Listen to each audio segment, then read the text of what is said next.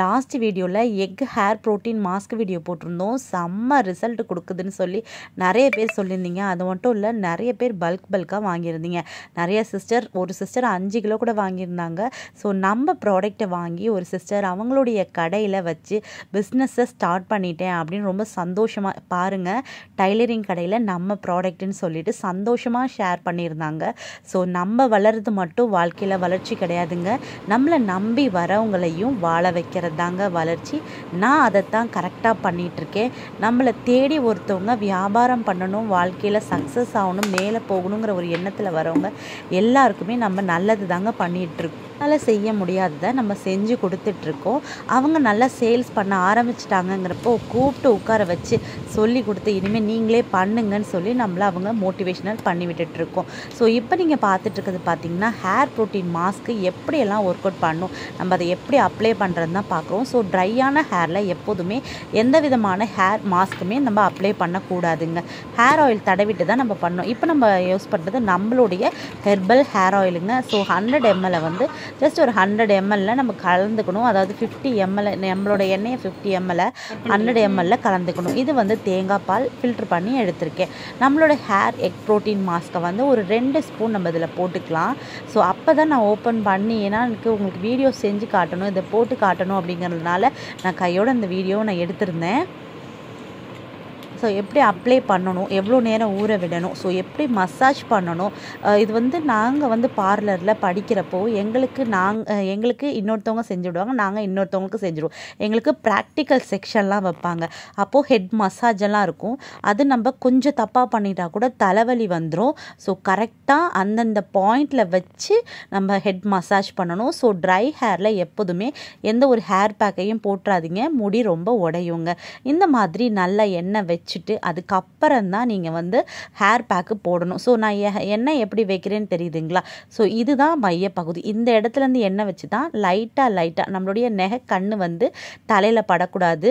இந்த விரல் உள்ள டிப்புன்னு சொல்லுவாங்க இல்லையா, அந்த இடம் தான் வந்து நுனி, அந்த இடம் தான் வந்து தலையில் இருக்கணும். ஸோ நம்ம எட்ஜு வரைக்குமே நல்லா ஆயில் மசாஜ் கொடுக்கணுங்க. ஸோ இந்த மாதிரி நீட்டி கொடுக்குறப்போ முடி வந்து நல்லா ஹெல்த்தியாகவும் வேர்க்கால்கள் வரைக்கும் நல்லாவே எண்ணெய் போகுங்க.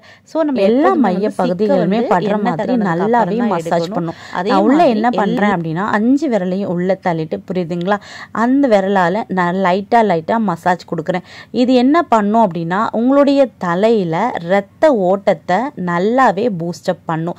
இது மூலிமா உங்களுடைய ஹேர் க்ரோத் நல்லா இருக்கும். அதே மாதிரி டெட் செல்ஸ்னால் ரிமூவ் ஆகி உங்கள் ஹெட்டு வந்து ரொம்ப ஆக்டிவாக இருக்குங்க.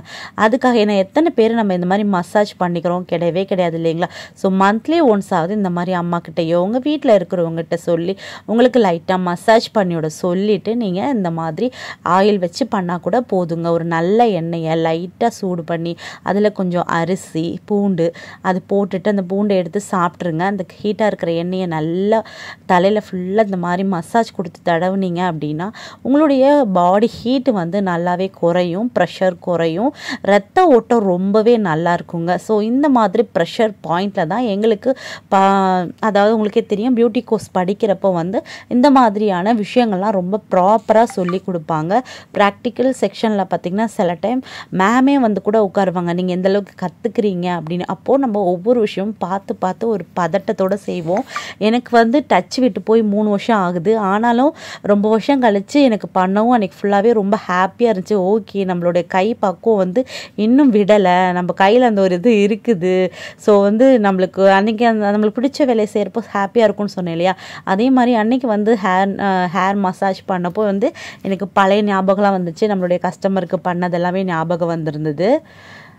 இப்போ முன்னாடி நீங்கள் அந்த மெசேஜ் பார்த்துருப்பீங்க, மேலே வச்சுருந்த போட்டு திருச்சி பார்லர் தான் இருக்கும். இந்த நம்பரை வந்து சேவ் பண்ணது நீங்கள் பண்ணுறீங்க இல்லையா வாட்ஸ்அப்பில், அந்த நம்பர் பார்த்தீங்கன்னா அதுக்காக ஓப்பன் பண்ண நம்பர் தான். ஸோ இந்த மாதிரி நல்லா தலையில் வந்துட்டு எண்ணெய் தடவிட்டு லைட்டாக மேலேருந்து சிக்கு எடுத்து கீழே கொண்டு வந்து கீழே இருந்து லைட்டாக எடுத்து விட்டிங்கன்னா நீங்கள் ஆயில் அப்ளை பண்ணதுக்கு அப்புறமே பார்த்தீங்கன்னா மேக்ஸிமம் வந்து உங்களுக்கு சிக்கு இருக்காதுங்க, லைட்டாக வந்துடும். ஸோ உங்களுடைய ஹேர் வந்து எந்த அளவுக்கு வந்து தலை தெரியுது, இந்த ஹேரில் வந்து தலை எந்த அளவுக்கு தெரியுது பார்த்தீங்களா? ஸோ இதுக்கு தான் அந்த ஹேர் ப்ரோட்டீன் மாஸ்க் வந்து நான் அப்ளை பண்ண சொன்னது. எதனாலன்னா முடியை வந்து நல்ல பவுன்ஸியாக அடர்த்தியே இல்லாத ஹேராக இருந்தாலும் கூட நல்ல பவுன்ஸியாக காட்டும்.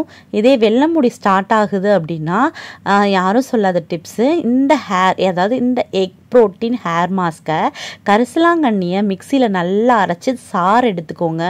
அந்த சாரோட இந்த ஹேர் ப்ரோட்டீன் மாஸ்கை போட்டு நீங்கள் நல்லா ஊற வச்சுட்டு வாஷ் பண்ணிங்கன்னா உங்கள் வெள்ளை முடியெல்லாம் வந்து நல்லாவே கருகருன்னு ஆகிறத நீங்கள் பார்க்கலாம். நேச்சுரலாக ஆகுங்க. ஸோ நிரந்தரமான தீர்வு கிடைக்கும், அதுதான் முக்கியம். மறுபடியும் 10 நாளைக்கு ஒருக்க, ஒரு வாரத்துக்கு ஒருக்க டை அடிக்கிறது நிரந்தரமான தீர்வு கிடையாது. நம்ம டை அடிக்கிற நாட்களை வந்து அதிகப்படுத்தணும். இதுக்கு மேலே வெள்ளை முடி வராமல் பார்த்துக்கணும். அந்த வேலையை வந்து இந்த எக் ப்ரோட்டீன் மாஸ்க்கு கண்டிப்பாக பண்ணும்.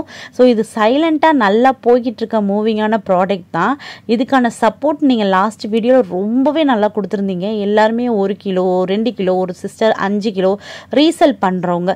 ஸோ அந்த மாதிரி வேணுங்கிறத வாங்கிட்டீங்க. ஸோ உங்கள்கிட்ட இதோட தேவை அதிகமாக இருக்குங்கிறத நான் நல்லா புரிஞ்சுக்கிட்டேன். அதனால் நான் மறுபடியுமே செஞ்சுருக்கேன். எப்போ தேவைப்பட்டாலுமே நீங்கள் எனக்கு ஒரு 5 டேஸ்க்கு முன்னாடி சொல்லிடுங்க. ஏன்னா இது வெயிலில் நல்லா காய வச்சு இது ஒரு ப்ராசஸ் தான், ரொம்ப வேலை. அதனால தான் இத்தனை நாள் ஆகும். அதனால் எனக்கு கொஞ்சம் எவ்வளோ பல்காக வேணும் அப்படின்னா எனக்கு ஒரு 4 டேஸ்க்கு முன்னாடியே சொல்லிவிடுங்க. ஸோ இப்போ வந்து நம்மக்கிட்ட ஒரு 10 kg இருக்குது. ஸோ உங்களுக்கு வேணும் அப்படின்னா நீங்கள் தாராளமாக வாங்கிக்கலாம். கொரியர் சார்ஜ் இல்லாமல் கொடுத்துருந்தோம். ஸோ இப்போவுமே வந்துட்டு இதோட ப்ராடக்ட் எனக்கு நீங்கள் யூஸ் பண்ணி பார்க்கணுங்க. எனக்கு அதுதான் ரொம்ப முக்கியம். ஒரு 100 கிராம் 200 கிராமாவது வாங்கி இந்த ப்ராடக்டை வந்து தயவு செஞ்சு யூஸ் பண்ணி பாருங்கள். நான் கொரியர் சார்ஜ் இல்லாமலே கொடுக்குறேன். யூஸ் பண்ணி பார்த்துட்டு எப்படி இருக்குன்னு சொல்லிட்டு கண்டிப்பாக சொல்லுங்கள்.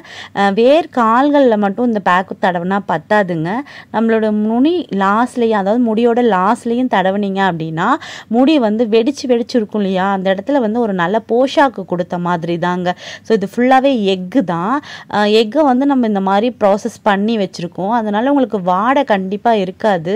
ஸோ முடியில் இல்லாத இடங்களில் இந்த மாதிரி லேயராக எடுத்து நீங்கள் நல்லா அப்ளை பண்ணி விட்டுட்டு நீங்கள் ஒரு கொண்டை வந்து போட்டுட்டீங்க அப்படின்னா போட்டுட்டு கரெக்டாக 20 நிமிஷத்துக்கு மேலே வச்சுக்காதீங்க. எல்லாரும் சொல்லுவாங்க ரொம்ப நேரம் வச்சுக்கலாம், 40 நிமிஷம் வச்சுக்கலாம். அப்படிலாம் கிடையாது. நம்மளுடைய என்ன பேக் போடுறோமோ அது காயிற வரைக்கும் தான் தலையில் இருக்கணும். காஞ்ச உடனேயே வாஷ் பண்ணிடணும். இல்லைன்னா ஃபுல்லாக ட்ரை ஆயிடுச்சுன்னா உள்ளே போன சாறு எல்லாத்தையும் மொத்தமாக எடுத்துக்கிட்டு வெளியே வந்துருச்சுன்னா தலையில் இருக்கக்கூடிய ஈரப்பதத்தை வந்து எடுத்துரும், ஃபுல்லாக ட்ரைனஸ் ஆக்கிடும் ஸ்கேல்ஃபை. ஸோ மாஸ்க் போடுறது ரொம்ப கேர்ஃபுல்லாக போடணும். தொட்டு பார்க்குறப்பே பிசுன்னு ஒட்டுறப்பயே நீங்கள் வந்து வாஷ் பண்ணிடுறது நல்லது. வாஷ் பண்ணிவிட்டு நம்மளுடைய கத்தாழை ஷாம்பு போட்டு நீங்கள் குளிச்சிங்கன்னா உங்களுடைய தலை பேனு இருந்த மாதிரி எந்த ப்ராப்ளமாக இருந்தாலும் சூப்பராக சரி பண்ணிடலாம். ஸோ குளித்ததுக்கு அப்புறம் பார்த்தீங்கன்னா வீடியோஸ் எடுத்துகிட்டு இருந்தாங்க. அதுக்கப்புறம் பார்க்குறப்போ பார்த்தீங்கன்னா முடி அவ்வளோ ஒரு ஷைனிங்காக, நீங்கள் நான் முன்னாடி பார்த்தீங்கல்ல எவ்வளோ லேயர் கம்மியாக அடர்த்தி கம்மியாக இருந்துச்சு. இப்போ பாருங்கள் முடி எவ்வளோ அடர்த்தியாக இருக்குது. அந்த ஒரு கிளாஸ் ஃபினிஷிங் ஷைனிங் சொல்லுவாங்களே, ஸ்மூத்னிங்லாம் பண்ணால் கிடைக்கும் பார்த்தீங்களா, அந்த மாதிரி ஒரு ஸ்மூத்னிங்கும் கிடச்சிருக்கு. இது உண்மையான ரிசல்ட் அப்படிங்கவும் தான் நான் ஆஃப்டர்லேருந்து பிஃபோர் வரைக்கும் ஃபுல்லாகவே கொடுத்துருக்கேன். இந்த வீடியோவில் எத்தனை பேர் ஹேர் ப்ரோட்டீன் மாஸ்க் வாங்கியிருந்தீங்க, யூஸ் பண்ணிங்கிறவங்க ப்ளீஸ் கமெண்ட்